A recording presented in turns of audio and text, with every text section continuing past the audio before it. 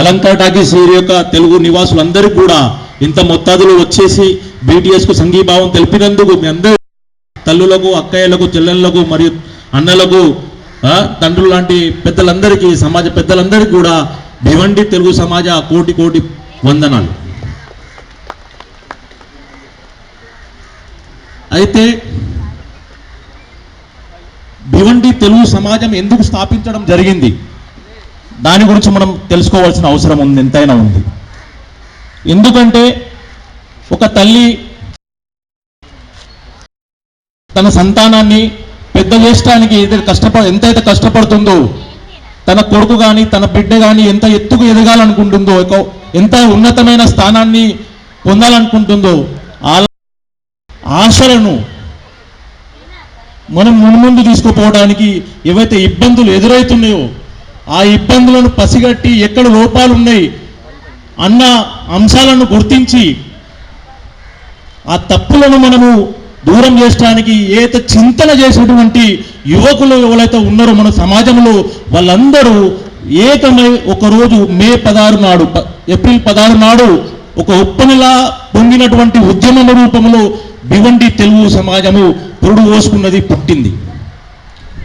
ఆ ఉప్పనలు, ఆ ఆశలు మన సమాజం గిట్లుండాలి, నా పిల్లలు గిట్లుండాలి, నా సమాజంలో గి తప్పులున్నాయి, గివ్విటిని కథం చేయాలంటే మనకు ఒక వ్యవస్థ ఉండాలి. అది మొనదై ఉండాలి, మొన రక్తంతో కూడుకున్నది ఉండాలి, మొన డబ్బుతో అది పెంచిందై ఉండాలి, మొన జ్ఞానంతో మనం ఇది పెద్ద పెద్దగా అవుతుపోతూ మన శక్తి సామర్థ్యాలను పెంచుకోవాలన్నటువంటి ఒక ఏకైక ఉద్దేశంతో ఈ భివండి తెలుగు సమాజం స్థాపితమైంది.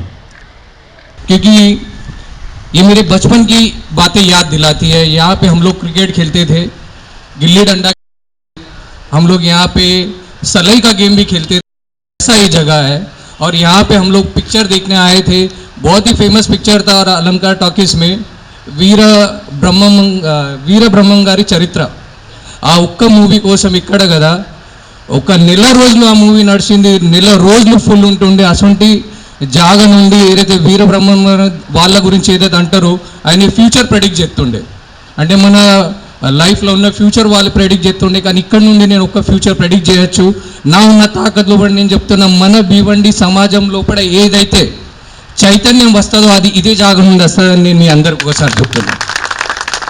అంతేకాకుండా ఈరోజు వల్ల మనం ఇదందరం ఇక్కడ జమైనం ఎందుకంటే మన సమాజం యొక్క ప్రాబ్లమ్ని మనం సాల్వ్ చేయడానికి. శేఖర్ సార్ అన్నాడు మన సమాజంలో కొన్ని ప్రాబ్లమ్స్ ఉన్నాయి, మీరు మన దగ్గరికి ఇక్కడ మీరు మా భివండి తెలుగు సమాజంలో వస్తారా అని అంటే నేను ఒక్కటే విషయం హిందీలో ఏమన్నా, శేఖర్ సార్ आपको बुलाने में देर हो सकती है लेकिन हमको आने में देर कभी नहीं होगी. तो प्रॉब्लम क्या है? तो 26 जनवरी के दिन हम लोग ने यहाँ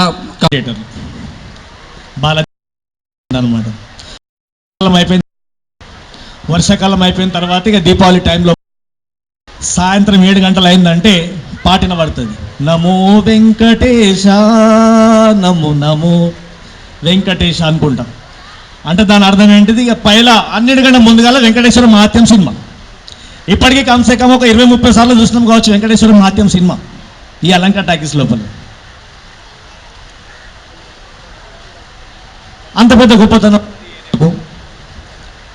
క్రికెట్ ఆడుతుంటే ఇక్కడ ఈ మొత్తం ఈ జాగా మొత్తం ఖాళీ ఉండే, మొత్తం గడ్డ మీద టీము, పద్మనగర్ టీము, ఈ టీము ఆ టీము అందరం కలిసి అక్కడికి వచ్చి ఆడుతుంటాం అన్నమాట. అప్పుడు మా కోసం అంటే చాలా చాలా ప్లేసెస్ ఉండే ఆడుకోవడానికైనా దేనికైనా కానీ, ఇక్కడికి రావాలి అక్కడికి రావాలి ఎటు పోవాలన్నా కానీ మాకు చాలా అంటే చాలా ప్లేసెస్ ఉండే. నారాయణ కమ్మోడు మొత్తం ఖాళీ ఉండే, ఈ ఏరియా మొత్తం ఖాళీ ఉండే. ప్రతి జాగా లోపల ఆడుకోవడానికి తిరగడానికి చేయడానికి అన్నిటికీ జాగాలు ఉండే. కానీ ఇప్పుడు లేవు, మొత్తం ఇది జంగల్, మొత్తం ఇది కాంక్రీట్ జంగల్ అయిపోయింది. మరి ఎందుకు మార్పు వచ్చింది? మార్పు వచ్చేది లేకుండే కదా. అంటే మార్పు రాకపోతే ఎట్లయితే ప్రజలు మారుతున్నారో, కాలం మారుతున్నదో, లోకం మారుతుంది, టెక్నాలజీ మారుతున్నది, అన్నీ మారుతున్నాయి కదా. మరి అన్నీ మారుతున్నప్పుడు మరి మనం కూడా మారొద్దాం అనేది ఒకటి ఆలోచన అనమాట. సో దాన్ని ఇదే కాన్సెప్ట్ మీ ముంగడికి తీసుకురావడం జరిగిందనమాట.